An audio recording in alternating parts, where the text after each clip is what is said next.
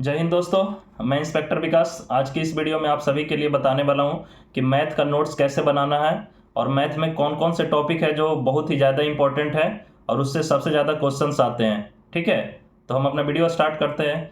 देखिए देखिए, अगर आप तैयारी कर रहे हो तो सबसे पहले तो आप जो भी आपके सिलेबस में मैथ के टॉपिक है, ठीक है, उसको पूरा पढ़िए।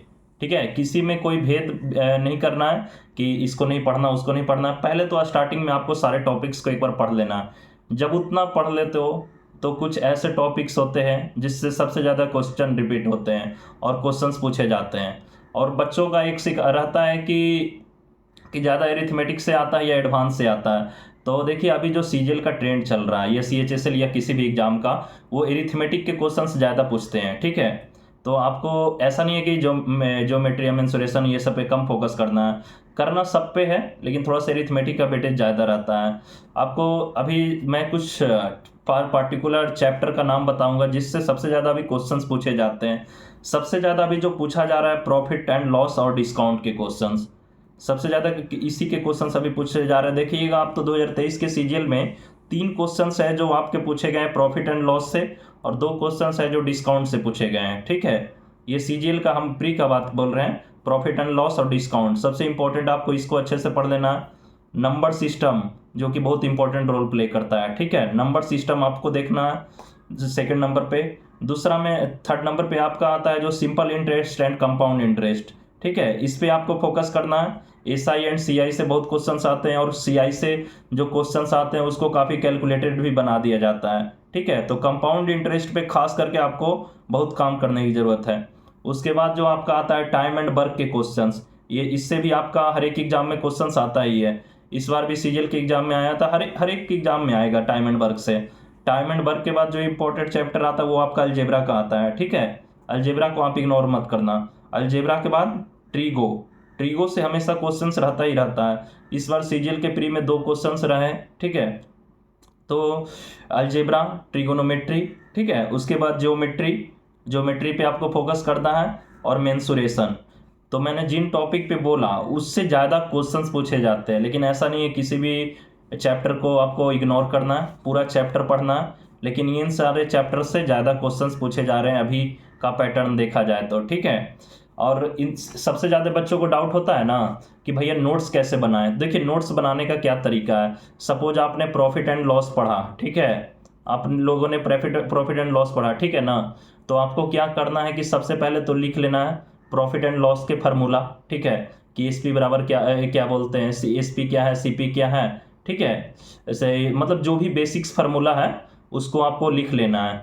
तो नोट्स बनाने का सबसे बेस्ट तरीका है कि आपको सबसे पहले उसके फार्मूला लिख लेना है, और नहीं हुआ तो उसका डेफिनेशन भी लिख सकते हो। अगर एकदम बिगनर हो तो डेफिनेशन भी लिख सकते हो कि एस पी क्या होता है, सी पी क्या होता है, सेलिंग प्राइस क्या है, कॉस्ट प्राइस क्या है। ठीक है, तो अगर बिगनर हो तो डेफिनेशन भी लिख सकते हो, क्योंकि आपका एक अच्छा होना चाहिए आपका खुद का बनाया हुआ नोट्स।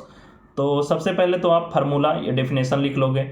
फिर उसके बाद सपोज आपने किसी टीचर से पढ़ा या किसी का कोर्स लिए या जैसे भी पढ़ा आपने, सपोज 200 क्वेश्चंस आपने प्रॉफिट एंड लॉस के बनाए। ठीक है, तो 200 क्वेश्चंस में एक ही टाइप के कम से कम आपको 10 क्वेश्चंस आएंगे। तो मैक्सिमम आपका मान के चलिए 10-15 टाइप का ही क्वेश्चंस होता है, जैसे डिसऑनेस्ट सेलर हो गया। ठीक है, तो अलग अलग टॉपिक के अलग अलग टाइप के आते हैं। डिसऑनेस्ट सेलर तो एक एग्जांपल बताया मैंने।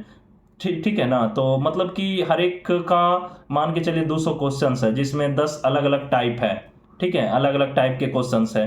तो आपको एक टाइप का सिर्फ एक ही क्वेश्चंस लिखना है।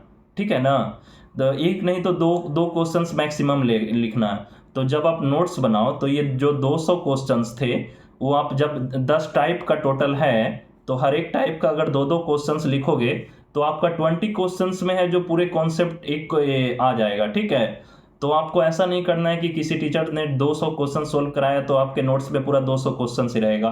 तो फिर क्या ही है, फिर तो आपने पूरा उन्हीं का कॉपी कर दिया, तो आपका बनाया हुआ खुद का नहीं है।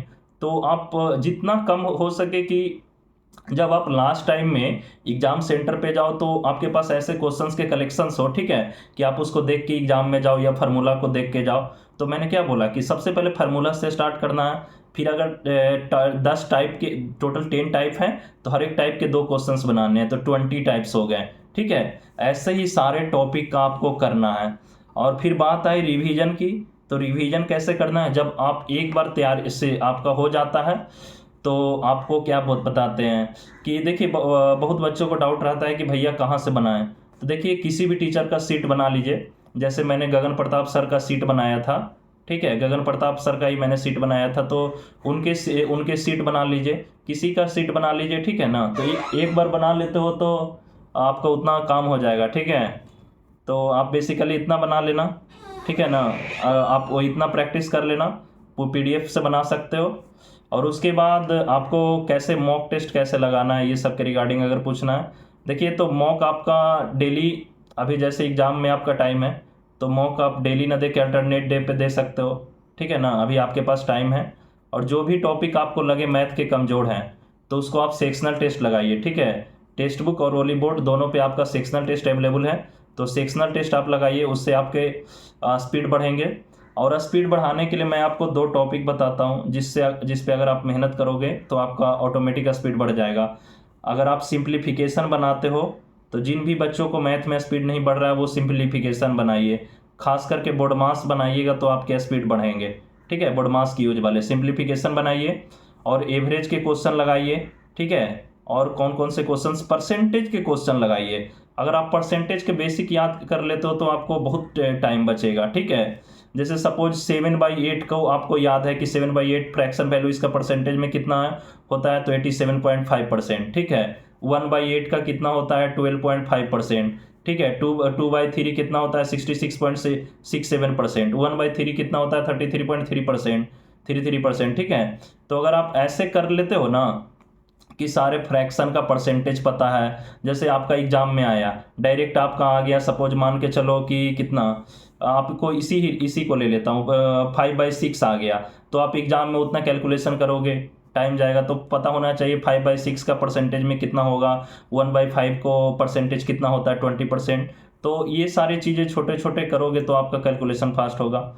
और उसके अलावा मैं आपको सजेस्ट करूँगा कि 30 तक का मिनिमम आप स्क्वायर याद करके रखो, 20 तक का क्यूब याद रखो, मिनिमम 20 तक का टेबल याद रखिए आप, ठीक है। अगर आपका कैलकुलेशन में प्रॉब्लम हो रहा है तो आप इतना कीजिए, 30 तक का स्क्वायर, 20 तक का क्यूब, 20 तक का टेबल, ठीक है। और उसके अलावा आप अगर कैलकुलेशन फास्ट करना चाहते हो तो क्वेश्चंस को यूनिट डिजिट से सोल्व किया कीजिए, ठीक है। पूरा कैलकुलेट मल्टीप्लिकेशन न करके उसका यूनिट डिजिट देखिए, जैसे 31 को हम लोग 19 से मल्टीप्लाई कर रहे हैं तो 1:9 करेंगे तो 9 आना चाहिए। तो हम लोग ऑप्शंस में देखेंगे कि किस में 9 ऑप्शन में दिया हुआ है, तो आपको ऑप्शन से क्वेश्चन को सोल्व करना पड़ेगा, ठीक है।